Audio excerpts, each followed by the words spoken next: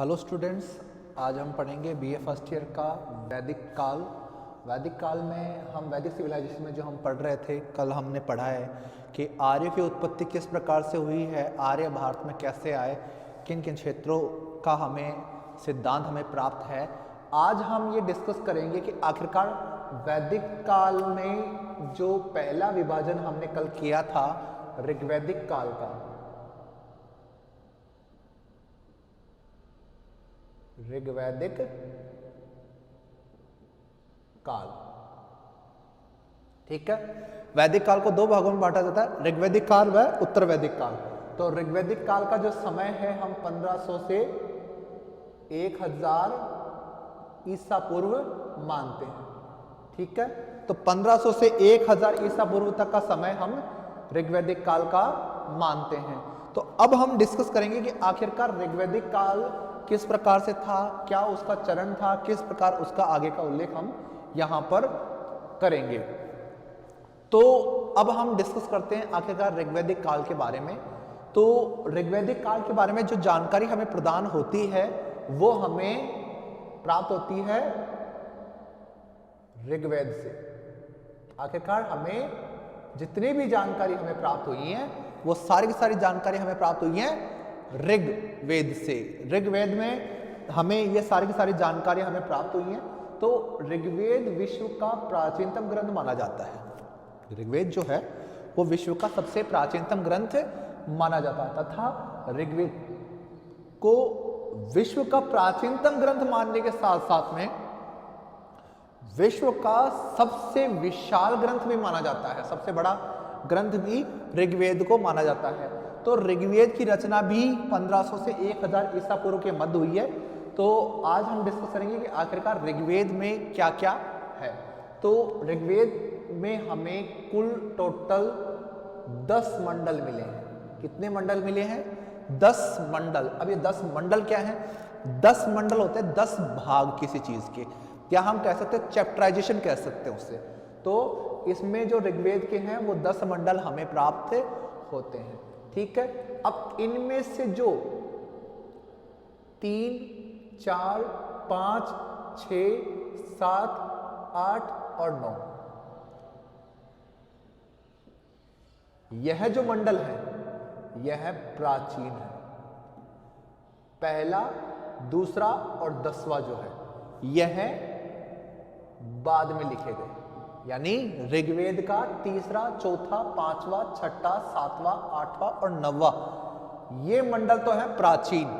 पहला, दूसरा और 10वां जो मंडल है वह बाद में लिखे गए हैं। तो इस प्रकार ऋग्वेद के सबसे प्राचीन मंडल यह 7 है। तो ऋग्वेद के प्राचीन मंडल कितने हैं? 7 हैं। प्राचीन मंडल जो है वो है टोटल 7। तो ये चैप्टराइजेशन हो गया ऋग्वेद का। अब हम बात करते हैं 1028 सूक्त है। 1028 सूक्त। अब बात होती है सूक्त होते क्या है। 1028 सूक्त तो ये होते क्या है? तो सूक्त एक तरह से कह सकते हो कई श्लोकों या छंदों का जो संग्रह है वह सूक्त कहलाता है। यानी कई श्लोक मिलकर एक सूक्त का निर्माण करते हैं, ठीक है। अब बात आती है आखिरकार इसमें श्लोक कितने हैं। 1462 श्लोक मिले हैं। यहाँ पर कितने मिले हैं? 1462 श्लोक हमें ऋग्वेद के अंदर मिले। तो ऋग्वेद जो ग्रंथ है उसमें 10 मंडल हैं। 10 में से 7 प्राचीन हैं, उनमें 1028 सूक्त हैं, 10,462 श्लोक हैं, ठीक। तो इस प्रकार ऋग्वेद का यह उल्लेख हमें मिलता है। अब ऋग्वेद की 2 शाखाएं मिलती हैं, एक शाकल और एक बालखिल्य, ठीक है। शाकल और बालखिल्य नाम से ऋग्वेद की 2 शाखाएं चलती हैं अलग से। तो वह भी ऋग्वेद से जुड़ा हुआ पॉइंट है। तो इस प्रकार हमारा जो ऋग्वेद से जुड़ा हुआ जितना बताना था वो मैं बता चुका हूं आपको कि 10 मंडल हैं, 7 मंडल प्राचीन हैं, 1028 सूक्त हैं, 10,462 इसमें श्लोक संग्रहित है। और यह विश्व का सबसे प्राचीनतम ग्रंथ माना जाता है और सबसे विशाल ग्रंथ माना जाता है। ये इतिहास का सबसे विशाल ग्रंथ है। इतना बड़ा विशाल ग्रंथ अभी तक किसी का भी नहीं मिला है। अब आते हैं ऋग्वेदिक काल। तो ऋग्वेदिक काल में हम कल यानी ऋग्वेद की चर्चा कर चुके थे, परंतु ऋग्वेदिक काल में ऋग्वेद के बाद में हमें जो अध्ययन करना है तो वो करना है हमें ऋग्वेदिक काल का सामाजिक जीवन,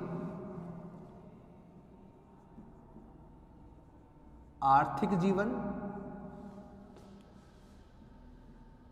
राजनैतिक जीवन और आर्थिक जीवन। ठीक है, सॉरी आर्थिक तो मैं बता चुका हूं, धार्मिक जीवन।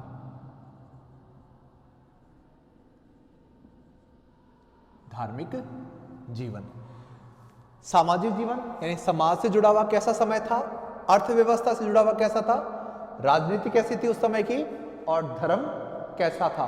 तो ऋग्वैदिक काल यानी ये जो हम 500 सालों का इतिहास पढ़ेंगे, इस समय समाज कैसा था, अर्थव्यवस्था कैसी थी, राजनीति कैसी थी और धर्म किस रूप में था, इनका अध्ययन हमें करना है। किसी भी दो टॉपिक के ऊपर क्वेश्चन बन सकता है। निबंधात्मक क्वेश्चन बन जाता है इसमें से लघुतरात्मक भी बनते हैं, अति लघुतरात्मक भी क्वेश्चन बनते हैं और निबंधात्मक क्वेश्चन भी बनते हैं इसमें से। तो इसमें से जो हम कह सकते हैं निबंधात्मक क्वेश्चन बनते हैं कि दो व्यवस्थाओं के ऊपर बन जाता है, समाज या अर्थव्यवस्था पे बन गया, राजनीति या धर्म पे बन गया। तो इनमें से दो चीजों के ऊपर वह क्वेश्चन बनता है। तो आज हम जो करेंगे ऋग्वैदिक कालीन सामाजिक जीवन।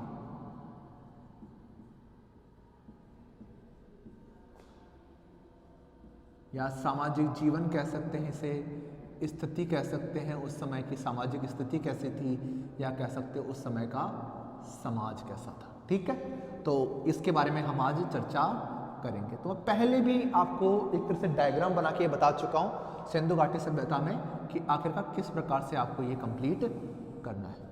ठीक है, तो इस प्रकार से हमें इसका डिवाइडेशन करना है। जितना ज़्यादा हम टुकड़ों में खाएंगे उतना ही आसानी से ये समझ में भी आएगा और उतना आसानी से हमें इसे यानी कह सकते हो कंप्लीट भी बहुत जल्दी होता है।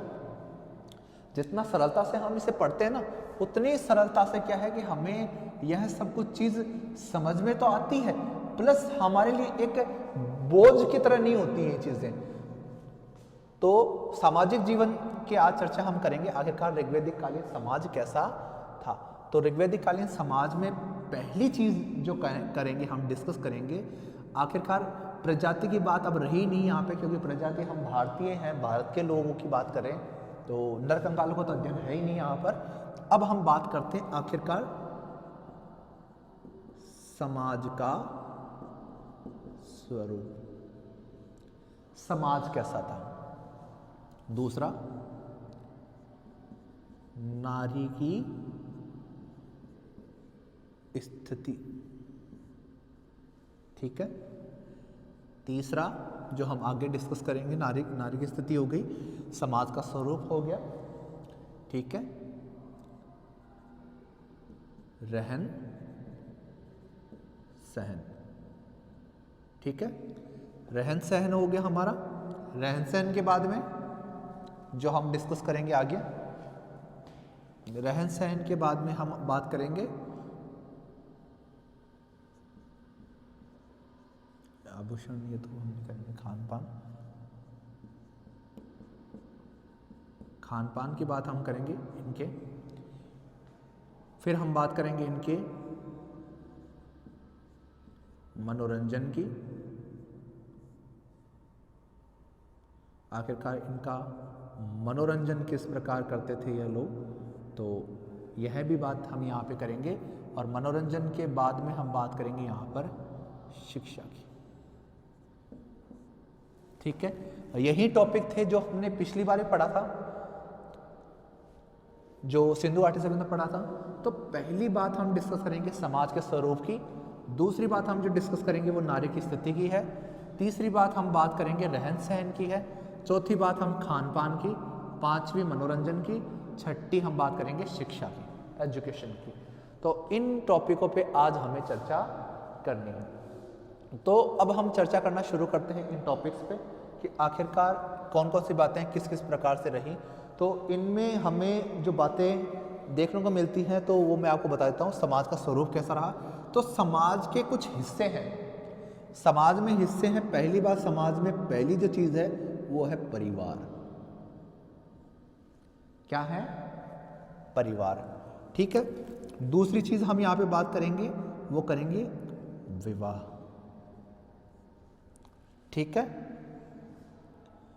विवाह की बात करेंगे हम, और विवाह के बाद में बात करेंगे हम यानी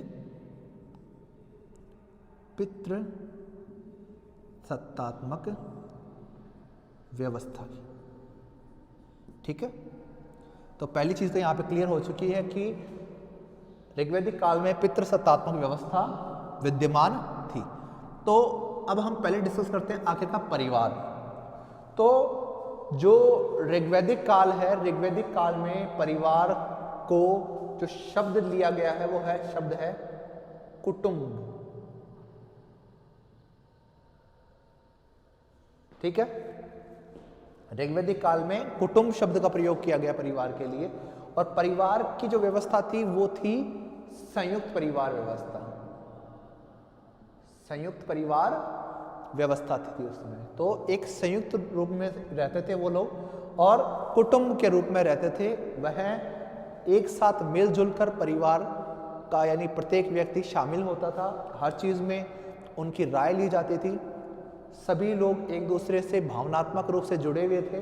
तो उस समय का जो परिवार है वो वहाँ पे व्यवस्था थी, वो संयुक्त परिवार व्यवस्था थी।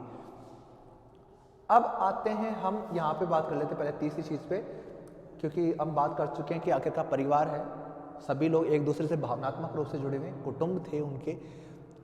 अब बात करते हैं कि आखिरकार इनकी व्यवस्था किस प्रकार से थी। तो उसमें जो व्यवस्था है पितृसत्तात्मक व्यवस्था है। पितृसत्तात्मक व्यवस्था उस समय विद्यमान थी, जो कि घर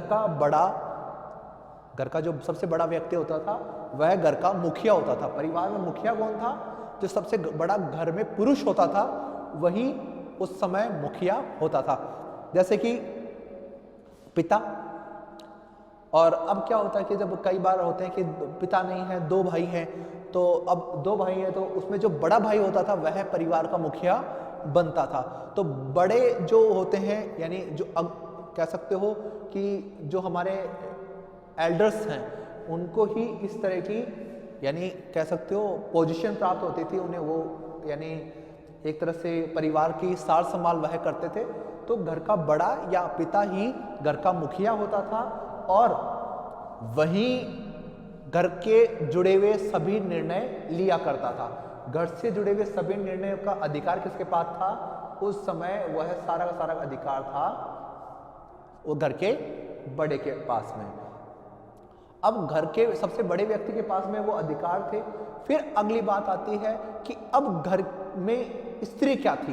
तो घर थी वो जो सबसे बड़े व्यक्ति या फिर पिता की जो पत्नी होती थी, जिसे माँ कहते हैं हम, तो वह उस समय की घर की स्वामिनी या गृह स्वामिनी होती थी, और वही घर से भीतर से जुड़े हुए जितने कार्य होते थे यानी चार दीवारी के अंदर के जो कार्य होते थे वही देखती थी, गृह स्वामिनी माना जाता था उन्हें। तो पितृसत्तात्मक व्यवस्था हमें उस समय देखने को मिलती है। और पितृसत्तात्मक व्यवस्था में हमें साथ साथ में यह देखने को मिलता है कि वहाँ पर व्यवस्थाएं यानी पुरुष प्रधान थी, पुरुष प्रधान और पितृसत्तात्मक व्यवस्था है। अब बात होती है कि आखिरकार ये कैसी बात है कि यहाँ पे कुटुंब है, संयुक्त परिवार व्यवस्था है, पर आपको इसी में एक बात इंक्लूड करवा देता हूँ कि जो ऋग्वैदिक काल है उससे कबीला व्यवस्था माना जाता है, यानी कबीले के लोग रहते थे, कोई विशेष रूप में बड़े बड़े गांव नहीं बने हुए थे। यह एक ग्रामीण संस्कृति है जो ऋग्वैदिक काल की है ना, वह ग्रामीण संस्कृति है प्लस कबीला व्यवस्था थी।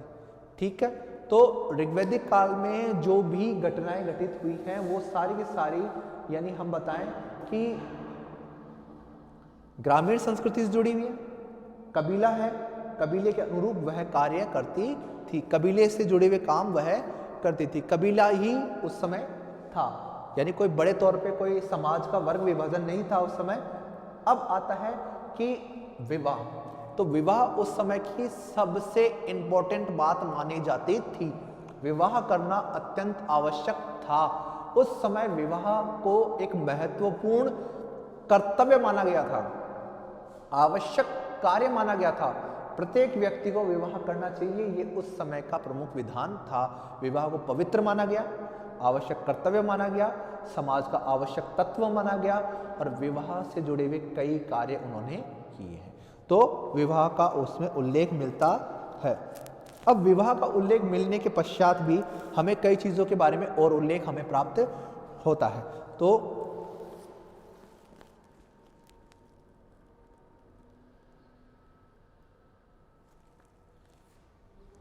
अब बात करते हैं हम कि आखिरकार विवाह का उल्लेख कहाँ है। तो ऋग्वेद में मैं आपको विवाह की उपयोगिता बता देता हूँ कि विवाह के लिए उन्होंने विवाह सूक्त का भी निर्माण कर रहा था,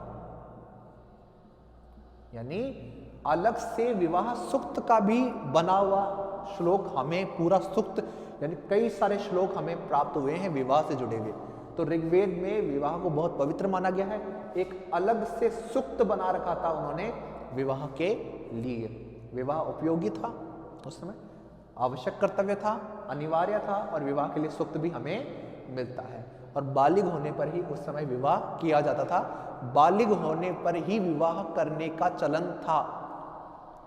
इसमें स्त्री पुरुष दोनों की रजामंदी आवश्यक थी। स्त्री से बिना पूछे, यानी जो लड़की होती थी उससे बिना पूछे विवाह नहीं किया जाता था, वह जब बालिग होती थी तभी विवाह किया जाता था। विवाह बालिग होने पर ही उस समय संपन्न करवाए जाते थे, बाल विवाह उस समय प्रचलित नहीं था। विवाह का हमारे क्लियर हो गया, पितृसत्तात्मक व्यवस्था। अब मैं आपको एक चीज और बताता हूं जो कि आपको इसी में क्लियर करनी है, पितृसत्तात्मक व्यवस्था में, कि जो हमें ऋग्वैदिक कालीन समाज का उल्लेख हमें प्राप्त होता है, तो ऋग्वैदिक कालीन समाज का जो उल्लेख हमें मिला है उसमें एक सूक्त मिला है, वरुण सूक्त। वरुण सूक्त, वरुण सूक्त के अंदर हमें एक ऐसा श्लोक मिला है जिसमें एक पिता ने अपने पुत्र को बेच दिया था, एक पिता ने अपने पुत्र को बेच दिया था, ऐसा हमें वरुण सूक्त में एक श्लोक प्राप्त हुआ है। यानी पिता के उस समय असीमित अधिकार थे, वह अपने संतान के साथ जो भी करना चाहे कर सकता था, परंतु इससे यह साबित नहीं होता है कि सभी पिता ऐसे थे। यह कुछ उदाहरण मिलते हैं जिसमें यह बात की गई कि आखिरकार जो पिता है वह जो भी करता है वह उस समय के पुत्र स्वीकार करते थे, समाज में उसको स्वीकार किया जाता था। पिताओं के पास असीमित अधिकार थे, वह अपने पुत्र या अपने संतान से जुड़े हुए जो भी निर्णय हैं वो ले सकते थे। वरुण सूक्त में इस तरह का हमें एक श्लोक प्राप्त हुआ है जहां पे पिता अपने पुत्र को बेच देता है। अब हम बात करते हैं कि जाति विभाजन, जाति या कह सकते हो वर्ण विभाजन। चौथा जो पॉइंट है हमारा वो है वर्ण विभाजन। अब मैं आपको इसके बारे में बताता हूं। ऋग्वेद के 10वें मंडल में है पुरुष सूक्त, ऋग्वेद के 10वें मंडल में है पुरुष सूक्त। ऋग्वेद के 10वें मंडल पुरुष सूक्त में श्लोक में हमें यह मिला है कि एक विराट पुरुष जिसने सृष्टि की रचना की, उस विराट पुरुष के मुख से ब्राह्मण, भुजाओं से क्षत्रिय, जंघाओं से वैश्य और पैरों से शूद्र की उत्पत्ति हुई है। तो यह उत्पत्ति के सिद्धांत हमें कहां मिलते हैं? पुरुष सूक्त से प्राप्त होते हैं। ऋग्वेद के पुरुष सूक्त से हमें 4 वर्णों का उल्लेख मिलता है। पैरों से शूद्र, जंघाओं से वैश्य, भुजाओं से क्षत्रिय और मुख से ब्राह्मण का उत्पन्न होना बताया गया। परंतु पुरुष सूक्त के अतिरिक्त पुरुष सूक्त के अतिरिक्त अन्य कहीं पर भी वर्ण व्यवस्था का उल्लेख नहीं है। तो और ये 10वें मंडल में है, यानी पुरुष सूक्त क्या कहाँ है? ऋग्वेद के 10वें मंडल में है। तो यह माना जाता है कि यह बाद में जोड़ा गया है, यह ऋग्वेद की मूल रचना नहीं है, परंतु इसके अतिरिक्त और कहीं पर भी इन 4 वर्णों का उल्लेख ऋग्वेद में नहीं मिलता है। अब बात होती है कि क्या वर्ण व्यवस्था थी नहीं तो आखिरकार समाज का विभाजन किस प्रकार था? तो मैं आपको यहां पे क्लियर कर दूं कि हाँ, उस समय लोगों ने अपने कार्यों का विभाजन कर रखा था। कुछ लोहार का काम भी करते थे, नाई का काम भी करते थे, सेना का काम भी करते थे, वह कृषक का कार्य भी करते थे, व्यापारी कार्य करते थे। तो वह बहुत प्रकार के कार्य करते थे, परंतु उन्होंने अपने कार्यों को विभाजित करके रखा था। ऋग्वेद के एक श्लोक में उल्लेख मिलता है कि एक ब्राह्मण यह कहता है कि मैं वाचन करता हूँ, मेरी माता चक्की पीसती है, मेरे पिताजी खेत में काम करते हैं। तो आखिरकार जो चक्की पीसने काम है वो शूद्र जाति के भी करते थे, खेत में काम कृषक सामान्य पुरुष भी करते थे, और जो वेद पढ़ने का काम है वह ब्राह्मण करते थे। तो आखिरकार यह एक व्यक्ति अपने घर की बात कर रहा है, एक ब्राह्मण अपने घर की बात कर रहा है। तो ऐसी बात नहीं थी कि आखिरकार कुछ विशेष प्रकार का दबाव था कि आखिरकार आप इसी वर्ण के हैं तो आप यही कार्य करें। ऋग्वैदिक काल में ऐसी कोई व्यवस्था नहीं थी, सभी व्यक्ति अपने मन के अनुसार, अपनी योग्यता के अनुसार कार्य करते थे। उस समय की वर्ण व्यवस्था कुछ हमें स्पष्ट तौर पे दिखाई नहीं देती है। तो उस समय वर्ण व्यवस्था कोई उल्लेख हमें स्पष्ट तौर पे मिला नहीं है, पुरुष सूक्त में ही हमें ऐसा साक्ष्य मिला है, इसके अतिरिक्त और कहीं पर हमें ऐसा साक्ष्य नहीं मिला है। उस समय व्यक्तियों और आसपास के, यानी कह सकते हो कि जो भी कबीले में आस पड़ोस के जो भी लोग थे, उन्होंने अपने कार्य का विभाजन स्वयं कर रखा था। किसी को, यानी समाज, अगर समाज के कुछ व्यक्ति एक साथ रहते हैं, लोग रहते हैं आसपास में, तो हर तरह की आवश्यकता रहती है। अगर कोई बिल्डिंग है, अपार्टमेंट्स हैं, अगर क्वार्टर्स हैं वहाँ पर, तो वहाँ पर आपको एक कह सकते हैं कॉलोनी है, बस्ती है, या फिर कह सकते हो कि कोई भी गांव है, तो वहाँ पर आपको कोई परचूनी की दुकान भी मिलेगी, आपको नाई की शॉप भी मिलेगी, वहाँ पर यानी कपड़े की भी शॉप मिल जाएगी आपको। उससे यानी वहाँ पे जो डेली यूज़ की जितने भी काम है, रोज़ाना मर्रा के जितने भी काम है, वहाँ पे उस तरह के रोज़गार या उस तरह के काम करने वाले लोग मिलेंगे।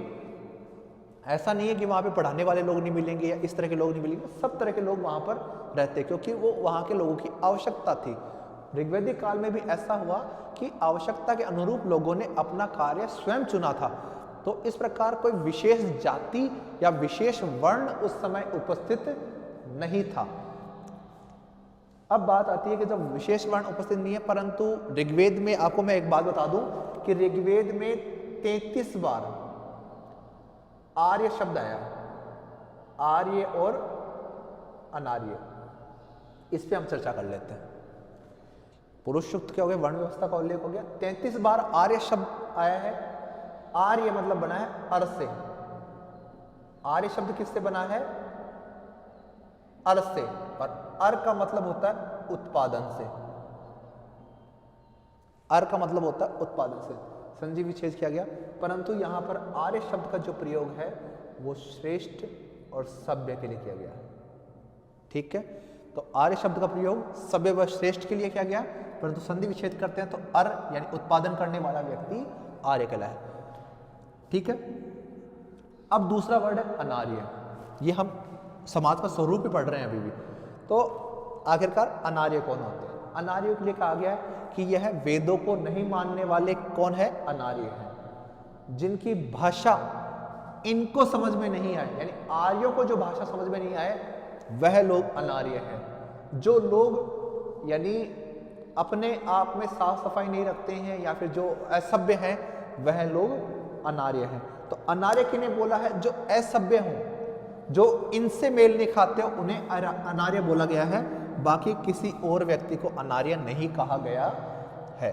तो इस प्रकार आर्य अनार्य का सिद्धांत भी यहाँ पर हमें मिला है कि ऋग्वैदिक काल में आर्य और अनार्य ही प्रचलित था, यानी एक तो सभ्य जाति के लोग, दूसरे असभ्य जाति के लोग। और जो पुरुष हैं पुरुष सूक्त है वहां पर हमें 4 वर्णों की उत्पत्ति का सिद्धांत मिला है। विराट पुरुष के मुख से ब्राह्मण, भुजाओं से क्षत्रिय, जंघाओं से वैश्य और पैरों से शूद्र की उत्पत्ति हुई थी। फिर इसके अतिरिक्त हम आगे आते हैं, अगला पॉइंट पढ़ते हैं, तो हम देखते हैं कि आखिरकार यहाँ पर जो कबीला व्यवस्था विद्यमान थी यह भी हम पढ़ चुके हैं। तो इस प्रकार हम ये पितृसत्तात्मक व्यवस्था पढ़ चुके हैं, वर्ण विभाजन पढ़ चुके हैं, विवाह पढ़ चुके हैं, परिवार पढ़ चुके हैं। तो इस प्रकार हमारा समाज का स्वरूप कंप्लीट होता है। इन 4 पॉइंटों पे हमें चर्चा करनी थी। कई जगह ये यहाँ पे समाज का स्वरूप में ये न बांटकर फिर लोगों ने ये टॉपिक ही डिस्कस कर लिए, वैसे भी कर सकते हैं, परंतु मुझे यह तरीका ज़्यादा पसंद आता है। अब आते हैं नारी की स्थिति, यानी उस समय नारी की स्थिति कैसी थी। तो मैं आपको उस समय की नारी की स्थिति के बारे में बता देता हूं कि उस समय नारी की स्थिति पुरुषों के समकक्ष थी। शब्दों पे ध्यान दें आप कि नारी की स्थिति पुरुषों के समकक्ष थी। समकक्ष मतलब समान, लगभग समान, ठीक है। उन्हें समाज में प्रतिष्ठित स्थान प्राप्त था, परंतु व्यवस्था कौन सी है? पितृसत्तात्मक। समाज में उन्हें स्थान प्रदान है, परंतु व्यवस्था कौन सी चल रही है? पितृसत्तात्मक। अब हम आगे बात करते हैं कि इन व्यवस्थाओं के अतिरिक्त भी और भी कार्य हमें देखने को मिलते हैं। डिस्कस करते हैं, जैसे कि नारी की स्थिति कैसे ज्ञात होती है। तो हम पहली बात करें कि उनकी हत्या नहीं होती थी, यानी जन्म से बात कर लेते हैं, उनकी हत्या नहीं होती थी। हाँ, ऋग्वैदिक काल में नारी या बाल शिशु नारी की हत्या नहीं की जाती थी, उनको नहीं मारा जाता था। अब उसके बाद में सेकंड जो पॉइंट, एजुकेशन, यानी उनको शिक्षा प्रदान की जाती थी क्या? तो नारी को उस समय, यानी इसमें हम चर्चा करें तो पहली बात है बाल शिशु हत्या नहीं थी, ठीक है। फिर इसके बाद में आते हैं शिक्षा दी जाती थी, यहां तक कि उपनयन संस्कार भी किया जाता था इनका। ऋग्वैदिक काल में लड़कियों का उपनयन संस्कार भी किया जाता था, यानी शिक्षा भेजने के लिए उनको जनेऊ धारण करवाया जाता था। लड़कियों को भी शिशु हत्या नहीं की जाती, शिक्षा प्रदान की जाती थी उनको। सभी प्रकार की वैदिक शिक्षा भी प्रदान की जाती थी और अन्य तरह की शिक्षा भी प्रदान की जाती थी, जैसे कि लोपामुद्रा, मैत्रेयी, गार्गी, ये उस समय की विदिशु स्त्रियां हैं जो उसी समय हुई थी। तो यह बात प्रूफ होती है कि उस समय स्त्रियों को शिक्षा प्रदान की जाती थी। अब अगला पॉइंट आता है, इसके बाद में आता है विवाह। विवाह में क्या है? विवाह में इनको माना गया समान। क्या माना गया? समान। बात समझने वाली है कि आखिरकार इनको समान क्या माना गया कि विवाह में जब विवाह किया जाता था तो आखिरकार इनको समान अधिकार प्रदान किए गए थे। उस समय इनको समान अधिकार प्रदान करने का चलन था। इनसे भी पूछा जाता था, स्त्रियों से पूछा जाता है कि आखिरकार आप विवाह करना चाहती हैं या नहीं करना चाहती हैं। तो उस समय कुछ स्त्रियां ऐसी थी जो विवाह नहीं करती थी, आजीवन वह ब्रह्मचारिणी रहती थी। तो वैसे भी हमें इसके उदाहरण मिले हैं। विवाह करना चाहती थी तो हमें यह भी साक्ष्य मिला है कि आखिरकार उनको विवाह करने के लिए कोई प्रकार की जबरदस्ती नहीं की जाती थी, उनकी रजामंदी मानी जाती थी। वह बालिग होती थी तभी विवाह किया जाता था, और विवाह जब किया जाता था वो सादगी पूर्वक किया जाता था। अब बात आती है विवाह में उनका क्या अधिकार है। तो उनको स्त्री धन प्रदान किया जाता था। तो इसको वहतु शब्द प्रयोग किया गया वहां पर। तो स्त्री धन के लिए है, ऋग्वेद में वहतु शब्द का प्रयोग किया गया है। तो स्त्रियों को स्त्री धन यानी जो उनको गहने, कपड़े, लत्ते ये दिए जाते थे, वो सब बातें हैं। तो वह प्रदान करने वाले चीजों को वहतु कहते थे, स्त्री धन था। तो ऋग्वैदिक काल में विवाह के लिए इनको पूछकर ही, यानी स्त्रियों को पूछकर ही विवाह किए जाते थे, इनको अधिकार प्राप्त थे। अब बात होती है, विवाह हो गया, अब होता है संपत्ति। संपत्ति तो स्त्रियों को उस समय संपत्ति पर भी अधिकार प्राप्त था। उस समय स्त्रियों को संपत्ति पर अधिकार प्राप्त था, परंतु किस वे में था मैं आपको बता दूं कि यह कहा गया कि संपत्ति का अधिकार, संपत्ति में हिस्सा स्त्रियों का होता है, परंतु भाई और पिता उस संपत्ति का हिस्सा उसके विवाह में खर्च करें, उसे स्त्री धन के रूप में प्रदान करें, यह उसका हिस्सा है। अब संपत्ति, अब यह बात लिखी गई कि स्त्री धन पर किसी भी प्रकार से पुरुष का अधिकार नहीं होगा, यानी जो भी गहने वगैरह हैं उस पर पुरुष का कोई अधिकार नहीं होगा, उस पर केवल स्त्री का अधिकार होगा। जब तक वह स्त्री जीवित है वो खुद, उसके बाद, उसके मरने के बाद में अगर उसकी पुत्री है तो उसको प्रदान कर दिया जाएगा, नहीं तो उसकी बहू जो होती है वह, तो इस प्रकार अन्य स्त्री तक ही वो पहुंचाया जाएगा। स्त्री धन पर केवल स्त्री का ही अधिकार है, यह बात भी यहाँ पर की गई। तो आखिरकार उस समय जो नारी की स्थिति है वो काफी कुछ श्रेष्ठ थी। तो हर क्षेत्र में देखा जाए उस समय तो स्त्रियों की स्थिति में काफी कुछ कह सकते हो कि पॉजिटिविटी थी। अब बात हम करते हैं कि आखिरकार उस समय का रहन सहन किस प्रकार का था। तो रहन सहन किस प्रकार से था, तो मैं आपको पहले बता दूं कि यह लोग रहते थे झोपड़ियों में। कोई घर नहीं बनाए इन्होंने, झोपड़ियां बनाई थी। तो पक्की मिट्टी जो होती है उसका प्रयोग नहीं किया गया, उसकी ईंटों का प्रयोग नहीं किया इन्होंने कच्ची ईंटों का प्रयोग किया है। पक्की ईंटों का प्रयोग के स्थान पर इन्होंने कच्ची ईंटों का प्रयोग किया, अपने झोपड़ियां बनाई, झोपड़ियों में रहते थे यह लोग। और यह लोग कह सकते हैं कि धोती, सूती कपड़े की धोती और उसी तरह की कुछ साड़ी वगैरह ये पहनते थे, और यह पे सर पे एक पगड़ी भी बांधते थे, यानी परुषणी ऐसे कहा गया है, उस शब्द का प्रयोग लिया गया है पगड़ी के लिए। तो यह जो पुरुष हैं वह पगड़ी बांधते थे, स्त्रियां साड़ी की तरह कुछ पहनती थी, पुरुष धोती और यानी शॉल ओढ़ते थे। इस तरीके से उस समय के लोग वह कपड़े पहनते थे। अब स्त्री व पुरुष दोनों के दोनों आभूषण पहनते थे, स्त्री व पुरुष दोनों के दोनों आभूषण पहनते थे। आभूषण मुख्यतः सोने व चांदी की धातु के होते थे, सोने व चांदी की धातु के आभूषण पहनते थे। मुख्यतः कानों में कुंडल, कंठहार, माथे पर टीका, पायजेब, चूड़ियां, यह सब वह पहनते थे। पुरुष भी कानों में कुंडल पहनते थे, गले में हार पहनते थे। मुख्यतः जो एक निष्क नाम का शब्द मिला है, निष्क नाम से मिला है, जो कि एक सोने का टुकड़ा होता था, सोने का चौकोर टुकड़ा, उसके आभूषण का भी उल्लेख हमें यहाँ पे प्राप्त होता है। तो इस तरह के आभूषण वो पहनते थे, और यह आभूषण सोने चांदी के होते थे। अब आभूषण पहनने के बाद में सौंदर्य की बात करते हैं, सौंदर्य प्रसाधन की बात करते हैं। तो स्त्रियां जूड़ा बनाती थी अच्छे से, वह अपने बालों और केश सज्जा का ध्यान रखती थी। स्त्रियों में 16 श्रृंगार की प्रथा प्रचलित थी। सुहागन स्त्रियां जो होती थी वह 16 श्रृंगार करती थी, इसका उल्लेख भी हमें वेदों में मिला है। इसके अतिरिक्त वह पुरुष जो होते थे वह मुख्यतः दाढ़ी रखते थे, यह उनके से जुड़ी हुई बातें हैं। अब हम इसके आगे की बात करते हैं, खान पान। तो मैं आपको पहले बता दूं, खाने में वह शाकाहारी और मांसाहारी दोनों ही प्रकार के भोजन करते थे। शाकाहार के तौर पे वह गेहूं, जौ, चावल, मटर, दालें, ये सब प्रयोग में लेते थे। वह मुख्यतः दलिया होता था या धान होता था, उसका प्रयोग करते थे। खीर बड़े चाव से यह खाते थे। तो यह लोग शाकाहारी और मांसाहारी दोनों ही थे। पहली चीज यह है शाकाहारी और मांसाहारी दोनों ही थे। तो शाकाहार के तौर पे फल, सब्जियां, अनाज वगैरह खाते थे। जैसे आपके फल मिल जाएंगे, नींबू हुए, अनार हुए, आम हुआ, केला हुआ, यह प्रमुख फल वो खाते थे। और इसके अतिरिक्त जैसे कि कंदमूल होते थे, यह खाया करते थे।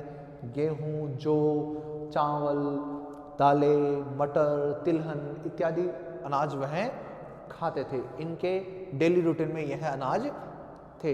इसके अलावा राई, जौ, सरसों, इनका भी उल्लेख यहाँ पर हमें प्राप्त होता है। मांसाहार के तौर पे यह क्या खाते थे, हम इसकी भी चर्चा कर लेते हैं। आखिरकार ये मांसाहारी भोजन में क्या क्या खाना पसंद करते थे।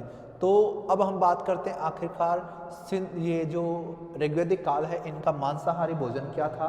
तो मांसाहार के तौर पर जो ऋग्वैदिक कालीन जो आर्य थे वह मांसाहार के तौर पे खाते थे मुख्यतः हिरण, मुर्गा, भेड़, बकरी, आपके मछलियां हुई, यह सब वह खाते थे। वह मुख्यतः शिकार पर जाते थे, शिकार का जो भोजन होता था वह मुख्यतः करते थे, परंतु जो पालतू पशु थे उन्हें वो ज़्यादातर मारना पसंद नहीं करते थे। वह पशुधन पर ज़्यादा ध्यान देते थे, पशुधन को नष्ट नहीं करना चाहते थे, परंतु वह मुख्य तौर पर शिकार से जो मांस प्राप्त होता था उसका प्रयोग मांसाहारी भोजन पर अधिक करते थे। यह पालतू पशुओं का अंत करना पसंद नहीं करते थे। अब जैसे कि अतिथि कभी आता थे, ये मांसाहारी भोजन बनाते थे, तो इसलिए भी इसको काफ़ी कुछ नाम मिले हैं यहाँ पर कि अतिथियों के लिए मांसाहार भोजन बनाया जाता था। तो शाकाहारी और मांसाहारी दोनों प्रकार का भोजन था। अब पेय पदार्थ की बात की जाती है। अब पेय पदार्थ की हम बात करें तो पीने में यह जो होते हैं, तो यह दो प्रकार की चीज़ें यूज करते थे। एक तो था शराब और दूसरा है सोमरस। अब आपको इन दोनों के बारे में बता देता हूँ कि शराब यह पीते थे, जो अनाज होता था उसे गलाकर यह शराब का निर्माण करते थे, इसका उल्लेख हमें मिला है। और ऋग्वेद में शराब पीने को गलत बताया गया है। शराब पीने को उन्होंने निंदा की है कि जो व्यक्ति शराब या मादक द्रव्य का जो सेवन करता है वह गलत है, तो इसकी निंदा की गई है। जबकि इसके विपरीत सोमरस की ये कह सकते हो कि यानी अच्छी तरीके से प्रतिष्ठा प्राप्त की इसने, या फिर इसकी बढ़ाइयाँ की गई है वहाँ पर। तो शराब उस समय पीते थे, सोमरस उस समय के लोग पीते थे। अब बात करते हैं हम कि शराब तो अनाज से बनाते थे, परंतु सोमरस कैसे बनते थे? तो सोमरस बनता था सोमलता से। सोमलता से सोमरस बनता था। अब सोमलता से जो सोमरस बनता था, अभी सोमलता उगती कहाँ है? तो इसके लिए मिला है मुजवंत पर्वत पर। मुजवंत पर्वत पर सोमलता उगती थी। अब ये मुजवंत पर्वत है कहाँ? ये मुजवंत पर्वत है हिमालय। हिमालय की एक पर्वत श्रृंखला, हिमालय में एक पर्वत है मुजवंत पर्वत, वहां पर सोमलता उगती थी। अब सोमरस के लिए इन्होंने क्या किया? अलग से सोम सुक्त लिखे। इन्होंने सोम के ऊपर सुक्त लिखा हुआ है पूरा। सोम को बहुत ज्यादा महत्वपूर्ण स्थान प्रदान किया गया है ऋग्वेद में। सोम को एक देवता भी माना गया है। सोम को देवता के रूप में पूजा जाता था उस समय। अब बात करते हैं, सोम देवता की पूजा करते थे, आखिरकार सोम सुक्त की रचना हो गई। अब हम बात करते हैं सोम को इतना महत्वपूर्ण स्थान क्यों प्रदान किया गया है। तो ऋग्वेद में उल्लेख मिलता है कि सोम रस ऐसा रस है जिससे देवता अमर होते हैं, जिसका पान करने से देवता खुश होते हैं। अगर इस सोमरस का पान मनुष्य भी करे तो मनुष्य भी अमर हो सकता है। तो एक तरह से ऐसी बात कही गई कि आखिरकार ये देवताओं को अमरता देने वाला पेय पदार्थ है, ये मनुष्य को भी अमर कर सकता है, ऋषि मुनियों को अमर कर सकता है, इसलिए सोमरस की बढ़ाइयाँ मिलती हैं। इसको देवता माना गया। अब आगे बात करते हैं मनोरंजन की। तो मनोरंजन के लिए यह क्या करते थे? मुख्यतः पशुओं की लड़ाइयाँ करवाते थे, यानी पशुओं आपस में लड़वाते थे, वह काम करते थे। शतरंज खेलते थे, या फिर हम कह सकते हैं पासे का खेल, जिसे हम चौपड़ भी कहते हैं एक तरह से। तो पासे का खेल ये खेलना पसंद करते थे।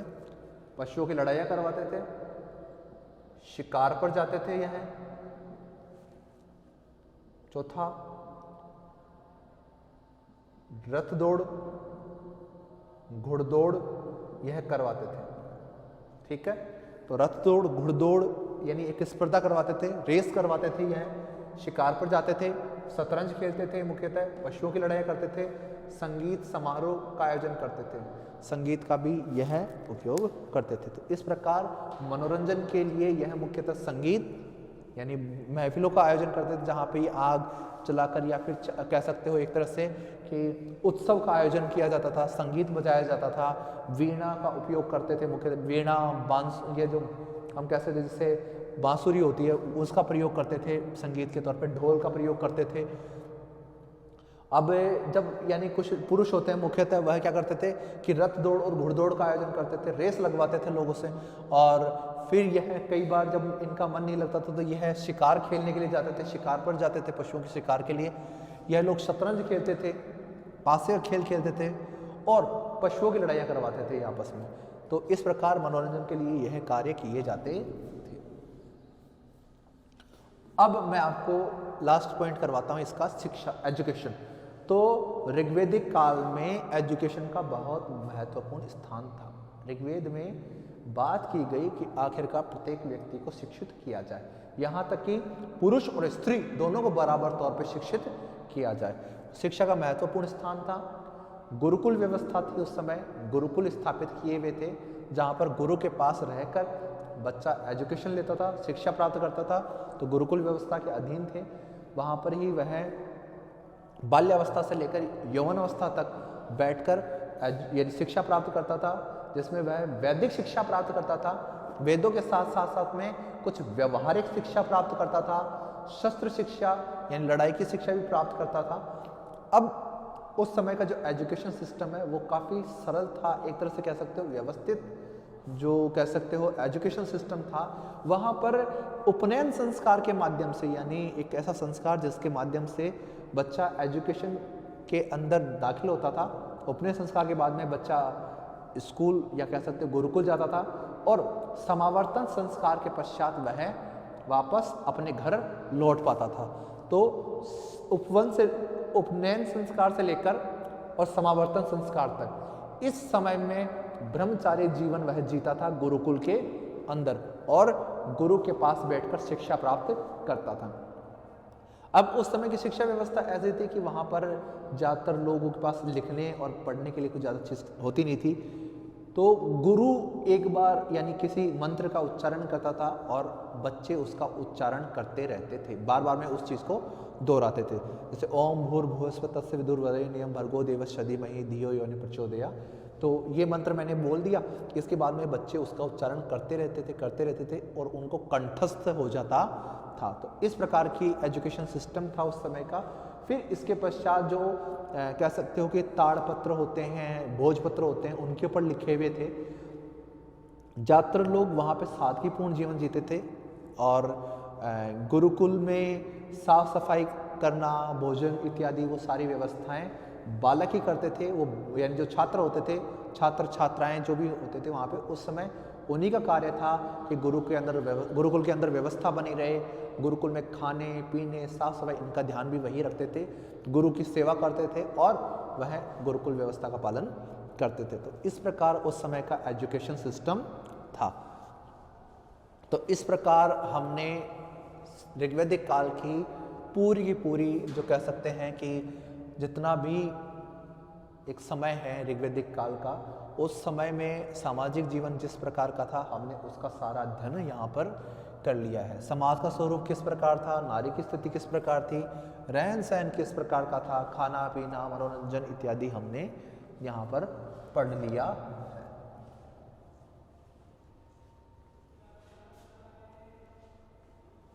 अब हम बात करते हैं ऋग्वैदिक काल की आर्थिक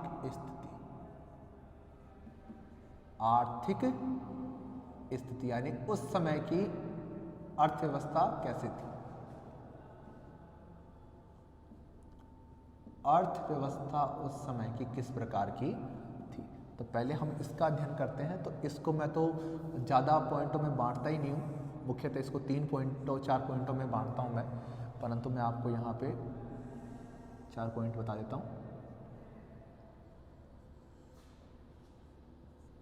पहली चीज जिससे कच्चा माल प्राप्त होता है, कृषि व पशुपालन। ठीक है, तो ऋग्वैदिक काल में जो कच्चा माल या कह सकते हैं मुख्य व्यवसाय जो था मुख्यतः कृषि और पशुपालन ही था। दूसरा है व्यवसाय, यानी कौन कौन से व्यवसाय उस समय प्रचलित थे, कौन कौन से काम धंधे लोग उस समय करते थे। ठीक है, व्यवसाय के बाद में हमारा जो चैप्टर है वो है अगला व्यापार। ठीक है, कृषि पशुपालन, व्यवसाय, व्यापार और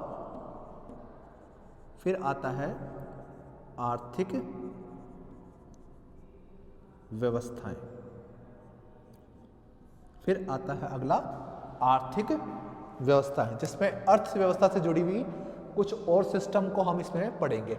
तो कृषि पशुपालन जो मुख्य है, जहाँ से हमें कच्चा माल प्राप्त होता है, जहाँ पर मुख्यतः उस समय की हम कहें कि 99% लोग यही कार्य करते थे, तो ज़्यादा नहीं होगा इसमें कि 99% लगभग लोग यही कार्य किया करते थे।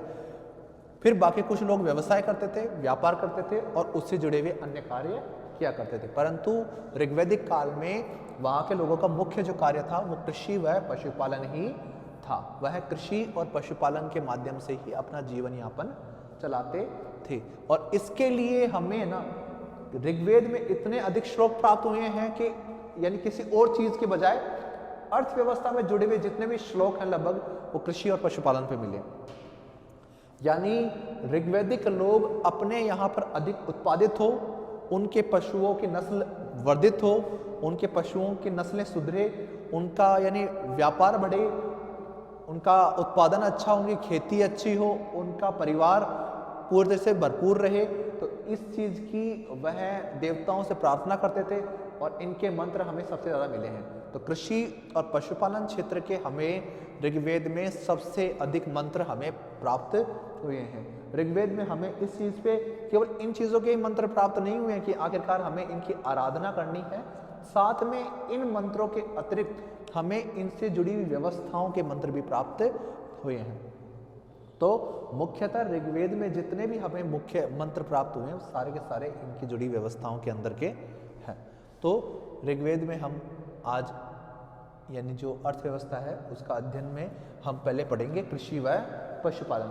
तो कृषि पशुपालन किस प्रकार किया है इसका अध्ययन हम यहाँ पे करते हैं।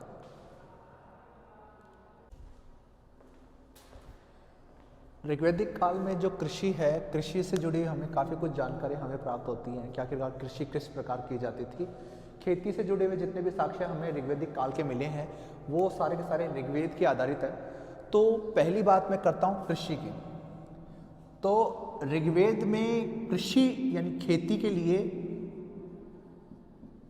यानी जितने शब्दों का प्रयोग किया गया है केवल और केवल 24 बार, यानी ऋग्वेद के इतने सारे मंत्रों के होने के बावजूद भी केवल 24 बार कृषि के लिए शब्द प्रयोग में लिए गए हैं। तो उस समय कृषि के लिए केवल और केवल 24 मंत्रों का प्रयोग किया गया, 24 शब्दों का प्रयोग किया गया, 24 बार कृषि का उल्लेख मिलता है हमें। अब खेती में हमें उल्लेख मिल रहा है, परंतु ऋग्वैदिक काल में जो कृषि है उसका भूमि विभाजन भी किया हुआ था।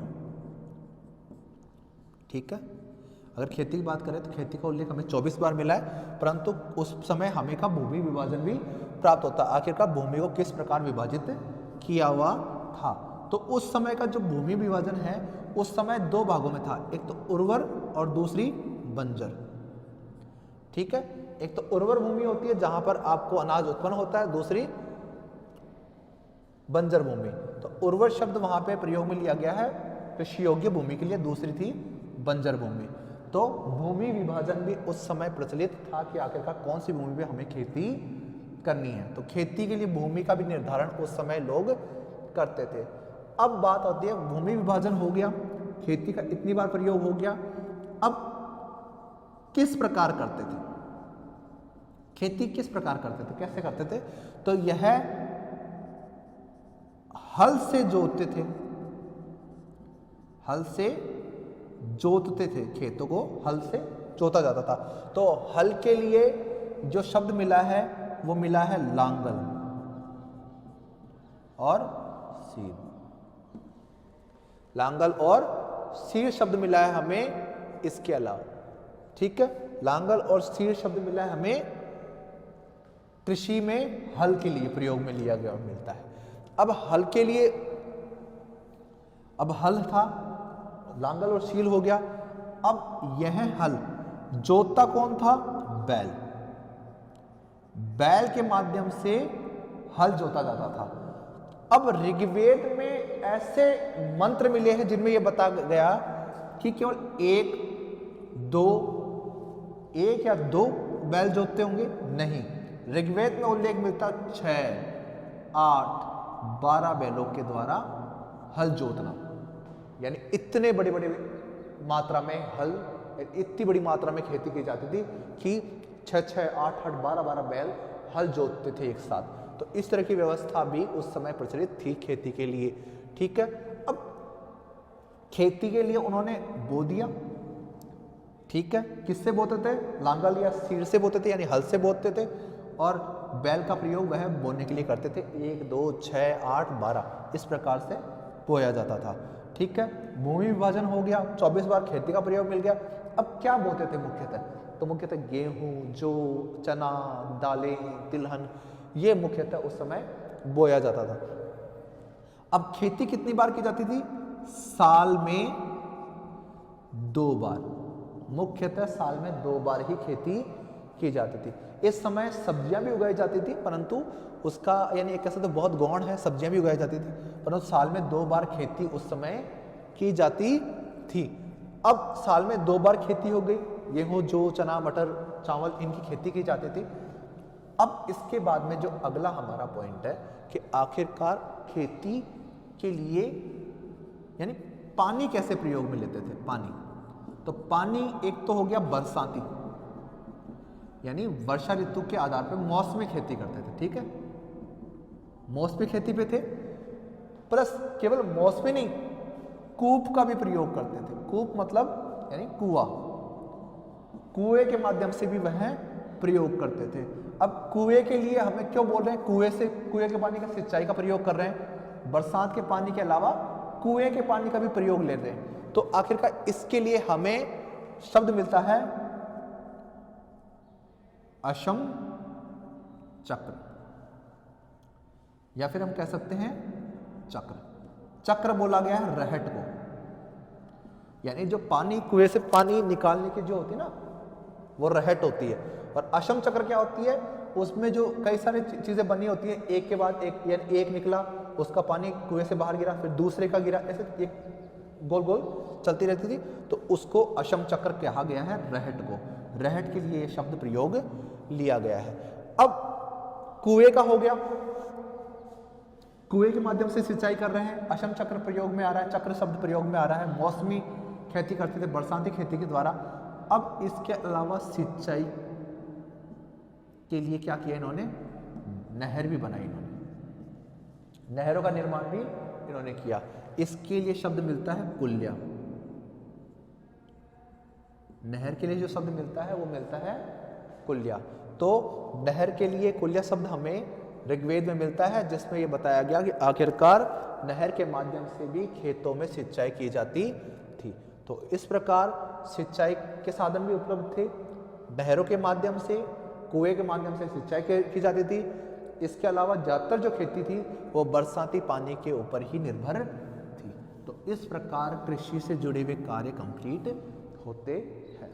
तो इस तरीके से हम कह सकते हैं कि इन पॉइंटों के आधार पर हम ये बता सकते हैं आखिरकार किस प्रकार से खेती की जाती थी। परंतु ज़्यादातर हमें इस चीज़ का उल्लेख नहीं मिलता है कि आखिरकार किस प्रकार से यानी खेती से जुड़े हमें केवल 24 बार उल्लेख मिला है।